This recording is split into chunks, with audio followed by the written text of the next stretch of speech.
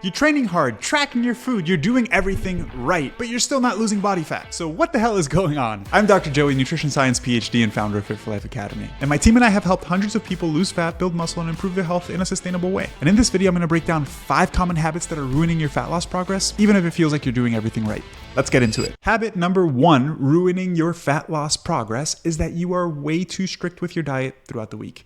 And now that might be counterintuitive because you're like, isn't being strict a good thing? Shouldn't I be strict with my diet? And the answer is yes, in some ways, right? But you might be falling for what's called the weekend warrior trap, meaning that you're super disciplined Monday through Friday, and then you feel like you deserve a little bit of flexibility, a little bit of looseness on the weekends, and you way overdo it, right?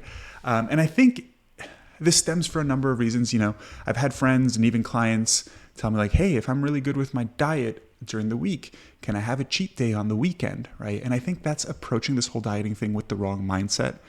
It's approaching it from the perspective of like being good, quote unquote, with my diet is a stressful task that I need to work hard at, and I should reward myself with eating whatever I want on the weekends. And I think that's the wrong approach because nutrition shouldn't be stressful. It shouldn't be difficult. You shouldn't feel like you have to be really restricted throughout the week because that's just going to result in you binging on the weekend, right? So having the right mindset is important, and really approaching this from a lifestyle perspective of I'm trying to improve the quality of my diet. Yes, I could be a little bit more flexible on the weekends if I go out, etc. But I shouldn't be having a full-on cheat day where I eat whatever I want on the weekends because it's almost always going to sabotage your progress, right? Because here's the thing. If you are too restrictive throughout the week, and you try to eliminate everything, that is going to create massive cravings, right?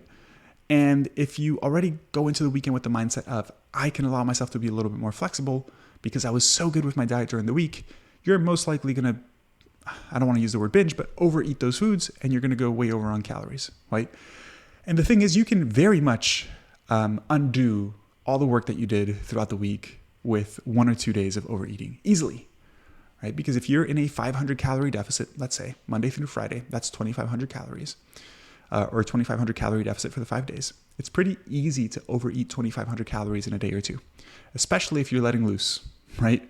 So what I recommend that you do is not focus so much on being really strict on the week and giving yourself flexibility on the weekend or overeating on the weekend. Learn how to eat from day to day in a way that you enjoy, right? In a way that allows you to include your favorite foods. Maybe you're trying to be in a calorie deficit that's way too big, so you're really hungry all the time. You don't have room for certain foods. Maybe you're trying to cut out all the foods that you enjoy. And I've seen this with so many clients where they're like, man, I'm trying to be really good throughout the week, but I have a really hard time doing it on the weekend. And I always go way overboard. And then I rebound and I don't have any success with weight loss. I lose a pound or two throughout the week, and then I just gain it right back throughout the weekend. If that is you, that might be a clear indicator that you're just being way too strict throughout the week, right? It might be an indicator of other behavioral issues as well, but mainly that you might be too strict throughout the week. So if you're somebody who is trying to reduce your calories as much as possible Monday through Friday, not eating much, feeling hungry, not eating a bite of chocolate or ice cream or anything here and there because you think you have to be really clean with your diet, and then you find yourself having a hard time sticking to your diet on the weekend, again, that's a clear indicator that you should probably take a more flexible approach, right? Because being consistent is more important than being really intense with your diet and being really perfect, right? A slightly less perfect approach is better because you can do that consistently and you don't feel the need to go way overboard on the weekends, okay? Habit number 2, ruining your fat loss progress, is that you're overdoing alcohol, right? And by the way, I'm not telling you that you have to be sober here, but if you're having multiple drinks throughout the week, maybe this goes hand in hand with habit number 1 of overdoing it on the weekends. Like if you're just letting loose on the weekends and having a ton of drinks, you're not going to ever lose body fat, build muscle, and achieve the body that you want, right? You have to learn how to have moderation when it comes to alcohol consumption. If you're drinking, again, multiple times per week or even every single week, right? Like if you have some certain amount of alcohol every week, that is not good. And alcohol ruins your progress, by various different means. It's not just the fact that alcohol has calories, because what I hear sometimes from clients that we work with at Fit4Life Academy, especially when they haven't worked on some of this more habit and behavioral stuff, is that they're like, well, I'm allocating calories towards alcohol, right?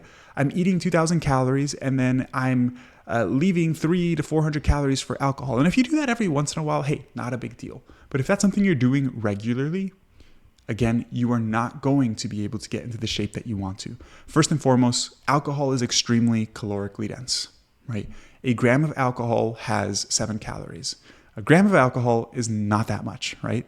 So if you have a shot of any liquor, like let's say vodka, whiskey, rum, whatever, it's going to be anywhere between 70 to 100 calories or so. That's one shot, right? Who the hell just has one shot? You're probably going to have 3, 4, maybe 5, right? If you have a mixed drink, it typically has 2 shots and then it has whatever else, like sugar and whatever mixers, right? So it's a calorie bomb. And it's hard to allocate calories towards alcohol because if you're going to allocate 500 calories towards alcohol, you're cutting out other nutritious food from your diet. You're also going to be hungry, right? And if you're hungry, that makes it harder to stick to your diet. So 1, alcohol is extremely calorically dense. 2, alcohol really negatively impacts your sleep, especially if you're going out at night and drinking. Here's the thing, people fall asleep really easily when they drink, right? You've probably gone out, had a couple drinks, come home, pass out. But it impacts sleep quality. I recorded an entire podcast episode on sleep. I think it was published like 4, 5, maybe 6 weeks ago. If you want to check that out, on the science of sleep and how sleep impacts body composition, your ability to lose body fat and build muscle specifically. But alcohol is so detrimental towards sleep. So even if you lose 20 or 30 pounds or however much weight you're trying to lose, you've heard me say this before, weight loss is not equivalent to fat loss, right? When you have poor sleep, you lose less fat and you lose more lean mass, aka muscle. So you're actually making your body composition worse by neglecting your sleep. And alcohol is extremely detrimental towards sleep. Not to mention that poor sleep also reduces your energy expenditure, so you burn less calories. It increases hunger, so you eat more food. Again, not a good combination. Alcohol consumption also negatively impacts your exercise performance and your recovery, right? If you drink today, you have a poor night of sleep, you go to the gym tomorrow, you're not going to perform your best. You're not going to feel your strongest, which means that workout is not going to be as effective, as stimulating. And then you're also not going to be recovering well between workouts if you're drinking. That's just bad, right? And it's bad because we know that working out and your training itself is an extremely important component of improving your body composition because it's the stimulus, right? It's what tells your body, hey, build muscle, retain muscle. Let's focus just on losing body fat, right? Again, because weight loss and fat loss are not the same thing. The same way that I said that sleep reduces fat loss and increases muscle loss, well, effective resistance training does the opposite. It helps you maximize fat loss and minimize losses of lean mass. And lastly, and I'm not going to say most importantly, but also very importantly, is that when you drink, you are not going to have as much control over your decisions, right? How many times have you gone out drinking? Maybe you're on a diet and you're like, I'm just going to have a couple of drinks and that's it. And then you end up overeating and eating a ton of pizza, maybe McDonald's. I used to do this a ton when I was in college. I think everybody did when they were in college. I would go out with my friends, have a couple of drinks. Let's say I was trying to diet or not dieting or whatever. Like I would just go out to McDonald's at 2 a.m. and probably eat like 1,500 calories worth of McDonald's, right? I would get a double cheeseburger, a McChicken. If you guys know anything about the McDonald's secret menu, if you put the McChicken in between the double cheeseburger, it's officially called a McGangbang. I didn't make up the term, so don't hate me for it. It's actually an official thing. But I used to get that, and I used to get some fries, and I used to get a milkshake, and like, it's a calorie bomb, right? And then I would wake up the next day, I'm like, oh, why did I do that? I told myself I was just going to have a couple drinks and go out with my friends and not eat. But like, good luck doing that when you drink, right? So again, alcohol, calorically dense, negatively impacts sleep, impacts performance in the gym and recovery, and it's going to cause you to overeat. So not good. Habit number 3, ruining your fat loss progress, is not focusing on the caloric density of different foods. Let me explain what I mean. Foods have something called caloric density, or we can assign a value to foods based off of how many calories they have per unit of volume. That's the technical definition of density, right? It's like, how much does something weigh per unit of volume? And in general, when you're trying to lose body fat and you're reducing your calories, it's helpful to have less calorically dense foods. Because when it comes to fat loss, I mean, technically it's just about calories, but it's not just about calories because it's about actually being able to sustain a calorie deficit, right? And there are things that make it easier or more difficult to sustain a calorie deficit. And hunger is one of those things. If you're hungry all the time, good luck sticking to a calorie deficit, right? When you're losing weight, like a little bit of hunger is normal. And I think we all have the ability to manage a little bit of hunger. But if you're starving all the time, good freaking luck, right? And one of the things that you can regulate is, or one of the things that can help you regulate your hunger is choosing foods that are less calorically dense, right? So this means that you get more food for less calories, because the caloric content of a food is not the only thing that impacts hunger or satiety. And satiety simply means the opposite of hunger, right? Satiation, the feeling of being full. So calories is only one thing that influences that, right? When we eat a certain number of calories, we have different processes in our body essentially that can sense how many calories we've consumed, and that helps us regulate hunger. But the volume of food is another variable, right? So if you eat a high volume meal, even if it's low calories, it's going to help you feel satiated. It's going to help you feel full. And if you typically tend to choose calorically dense foods, even if your diet is pretty healthy, it's hard to be in a deficit. And I personally relate to this a ton because I mainly eat a whole food based diet, but I really like calorically dense foods. So for example, I love avocados. I eat a lot of avocados. One small avocado might have 300-400 calories. It's pretty calorically dense. I love snacking on things like nuts, pistachios, cashews. Those are very calorically dense. I like having some whole milk with a little bit of cream in my coffee. That's calorically dense, right? And those foods by no means are unhealthy, and in many ways they are very healthy, but they're calorically dense. So substituting calorically dense foods in your diet for less calorically dense foods is a simple way to not have to eat less in terms of volume, maybe even eat more, and be able to stick to a calorie deficit. So some very, very simple examples. Oftentimes we like to eat very fatty meats, right? If you like steak, if you like ribeyes, for example, if you like fish, salmon, tuna, these can be pretty fatty and they're more calorically dense. So switching for leaner protein sources, for example, instead of having a ribeye, have something like a sirloin steak, right? You can get the same amount of steak and it's just less calories. So it's going to have the same effect on satiety because you're getting a good amount of volume, you're getting more protein as well. That's going to be very satiating. When it comes to protein sources, lean ground beef, you want to get like 93.7, right? This is the cool thing about choosing less calorically dense foods is that you eat the same amount of food, right? So if I eat ground beef that's 80-20, that's ground chuck, that's what most people consume.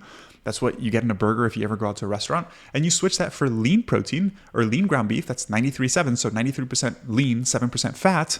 Well, you can eat the same 8 ounces of ground beef in a meal, and it's going to be, I don't know off the top of my head, but probably 20-30% less calories, and you get the same volume of food, and you're getting more protein as well, so it's going to be more satiating. Win-win. Chicken breast instead of chicken thighs. White fish, right? So things like tilapia or cod instead of something like salmon or tuna. Although salmon, I'm not saying like these foods are unhealthy, right? I don't want that to be the message that comes across here, because salmon, fantastic source of omega-3s, extremely healthy, but it's pretty calorically dense. Although I eat salmon all the time, but if you're trying to choose less calorically dense foods, white fish that's low in fat is going to be less calorically dense. Things like shrimp, right? Shrimp is very low caloric density. So you want to choose leaner protein sources. Other snacks that I have that are pretty calorically dense but are healthy are things like dried fruit. I like having granola bars, right? In general, I would recommend not having things like dried fruit or juice, but opting in for the whole fruit because it has lower caloric density. So simply choosing foods with lower caloric density is a super simple way to manage your hunger, reduce your caloric intake. So again, if you're not watching the caloric density of your foods and you're just trying to reduce your calories by eating less of the stuff that you already eat, that's going to be pretty hard, right? I think this is one of the main benefits of making sure you eat 1 to 2 servings of like fruits and veggies with most of your meals, and in particular green leafy veggies, because they have such low caloric density and they make you feel super full, and it's just an easy way to stick to a calorie deficit. Habit number 4, ruining your fat loss progress, is that you are extremely sedentary outside of the gym. Okay, I see this so often when you ask people, are you active? Do you exercise? Do you live an active lifestyle? Like, yeah, I work out. Okay, how often? I go to the gym 3 or 4 times a week. What do you do outside of that? Oh, that's just it, right? So if you go to the gym 3 or 4 times a week, guys, and that's pretty much the extent of your activity, you live a sedentary lifestyle. It's better than somebody who doesn't work out at all, but you live a pretty sedentary lifestyle, right? Your physical activity outside the gym is really important. Think about it. You might spend an hour at the gym a day. That's 1 hour out of 24, right? Even worse, if you only go to the gym, let's say 3 times a week or 4 times a week, that's very little, right? That's like 15 to 20 minutes out of a 24-hour day on average. Not good, right? We need to find ways to be active outside the gym. And you might be thinking, well, I have a really busy job. I sit at a desk for 8 hours. I get it. I do too. There are ways to incorporate physical activity. I will talk about these in a second. But the reason why this is so important is because any movement outside of the gym is what we categorize as non-exercise activity thermogenesis, right? Or the amount of energy, aka calories, that we burn moving around outside of intentional exercise. You might have heard the term NEAT, N-E-A-T. That's what that refers to. And in general, for most people, it accounts for about 15% of your total daily energy expenditure, or the calories that you burn on any given day. Now, I say on average 15% because if you're really sedentary, it's probably less than that. And if you are really active outside of the gym, it's probably more than that, right? And funny enough, research actually shows that NEAT is one of the biggest differentiators between people who are obese and healthy and in shape, right? And there's a really cool study. I can't remember the title or where it was published at the moment, but essentially they took women who were obese and women who were normal weight and healthy, and they matched them for amount of muscle mass. Okay. So if this woman weighs, 60 kilograms or 130 pounds, and this other woman weighs 180 pounds, the woman that's 180 pounds is obese, and the woman that's 130 pounds is not obese. They matched them for levels of muscle mass. So assuming that they have the same amount of muscle, what they found is that there are no differences in metabolism, right? And I bring this up because oftentimes people blame their metabolism. Oh, I'm overweight because my metabolism has been slowing down. And that's not true. And the reason why matching for muscle mass is important is because muscle contributes to your metabolism, right? So if you have more muscle, your metabolic rate is higher. So it's not fair to compare somebody who's obese who has more muscle naturally because they weigh more and somebody who's lighter who has less muscle. But if muscle is matched, there's no differences in metabolism. So people aren't inherently overweight because their metabolism is slow. What they did find, though, was that the women who were leaner and healthier, on average, it was like they walked twice as much every day. They stood instead of sat twice as much every day. So they were just more active, right? They were on their feet. They were moving around, which helps increase energy expenditure. Again, if you're fairly active outside the gym, your NEAT doesn't just have to be 15%. It could be 20% of your total daily energy expenditure.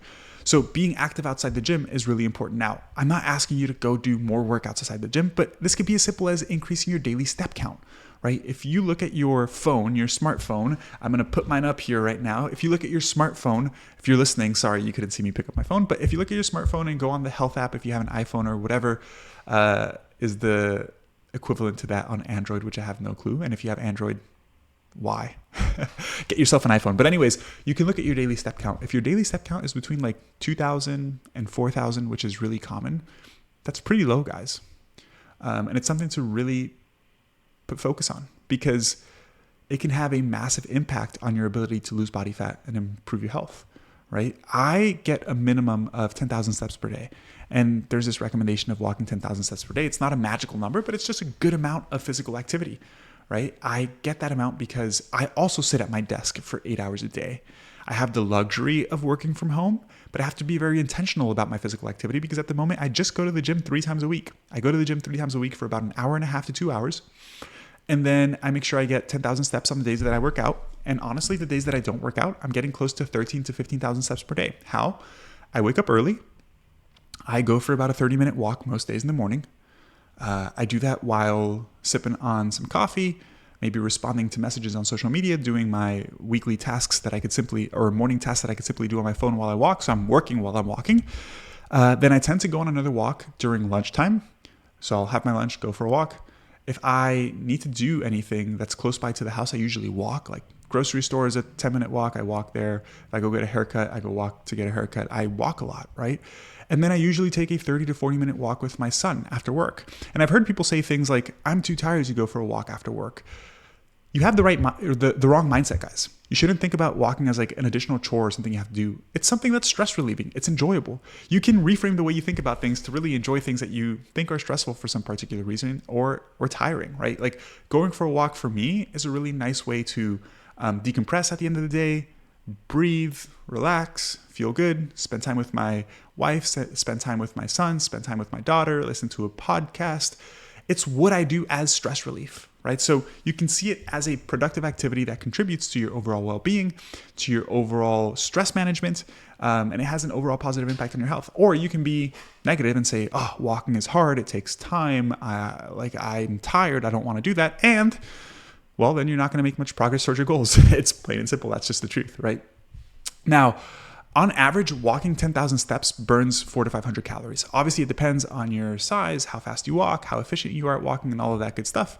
But in general, you can expect to burn an additional 400 to 500 calories for every additional 10,000 steps. So if you currently walk 3,000 steps, you can get up to 8, 9, 10,000. You might burn an extra 200 to 300 calories.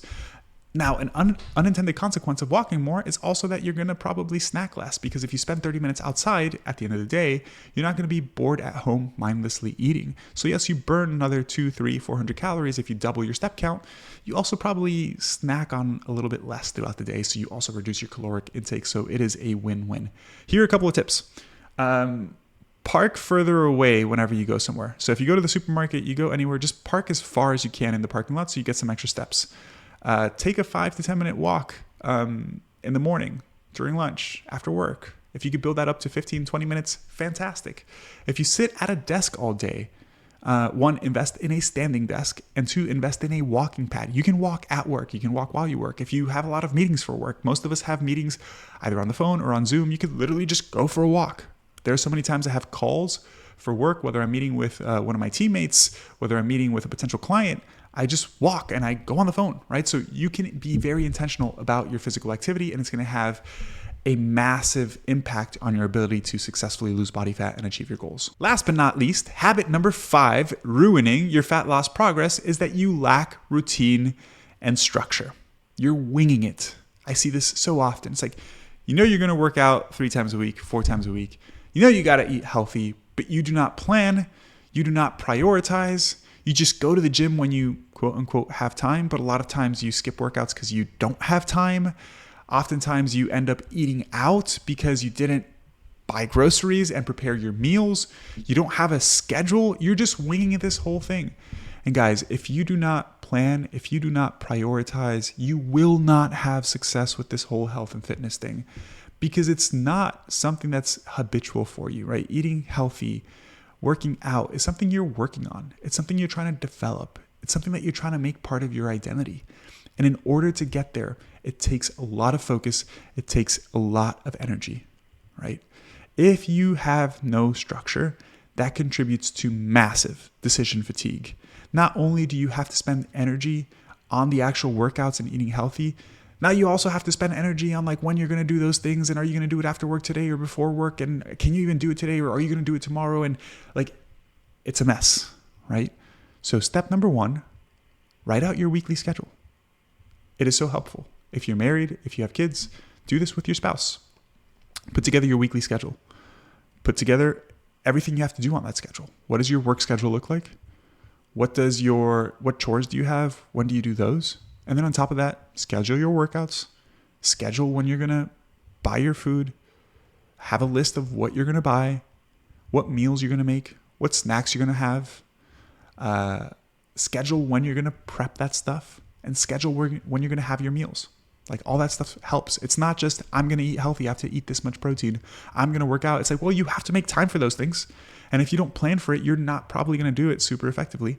So schedule your workouts, be realistic about it, put them in your schedule, make them a priority.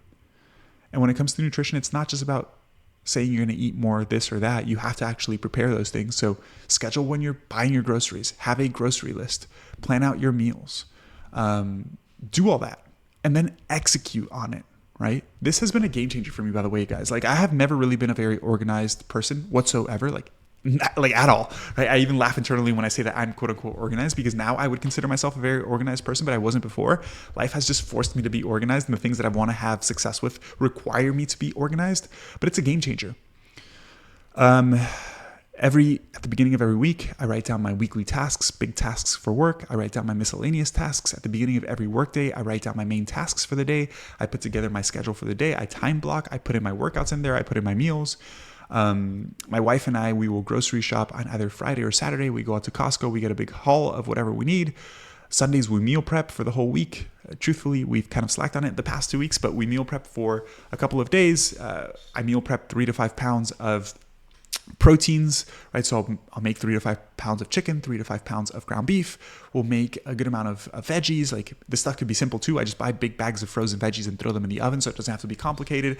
And so I have my proteins and my veggies ready to go in the fridge. It's just mix and match for my meals. I put my workouts in my schedule. I also prioritize them. An important part about this is not just planning, it's also prioritizing. For example, if you work 9 to 5 and then you say you're going to go to the gym at 5:30 and something comes up because your friend has,